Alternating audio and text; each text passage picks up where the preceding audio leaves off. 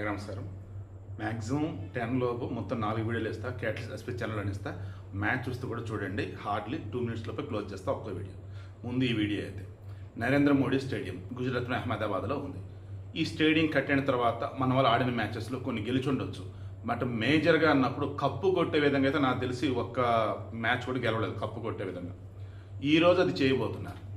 ఇన్నాళ్ళు ఉన్నటువంటి ఆ మరక తొలగబోతా ఉంది. ఎందుకంటే Indira Gandhi stadium, Jawaharlal Nehru stadium, Rajiv Gandhi stadium, ఇలా రకరకాల పేర్లతో స్టేడియాలు ఉన్నాయి.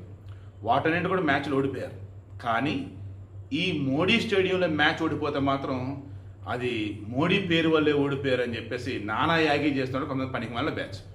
వారందరికీ ఈరోజు ఖచ్చితంగా అంటే ఒక లెసన్ అయితే ఉండేది అనుకుంటున్నా. ఎందుకంటే ఆట తీరుని బట్టే గెలిపోవటంలో ఉంటాయి.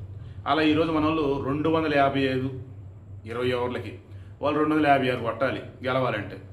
రన్ రేట్ వచ్చేసి 12.8 ఉంటుంది. అంటే ఈచ్ ఓవర్కి 12.8 కొట్టాలి. కొడతారా లేదా?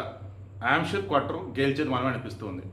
ఇక ఈరోజు మాత్రం అభిషేక్ అరిపించాడు, సంజు శాంసన్ ఊచకోత, ఇక చివరిలో వచ్చినటువంటి మన దూబే అరిపించాడు, ఇక మధ్యలో నుండి ఇషాన్ కిషన్ సూపర్. ఓవరాల్గా అన్నప్పుడు మన తిలక్ కూడా బాగా ఆడాడు. మొత్తం మీద కొంచెం సూర్యకుమార్ యాదవ్ కొంచెం అయ్యో అనిపించినా కానీ ఇక రిమైనింగ్ వచ్చినట్టుగా ఫైన్ సూపర్.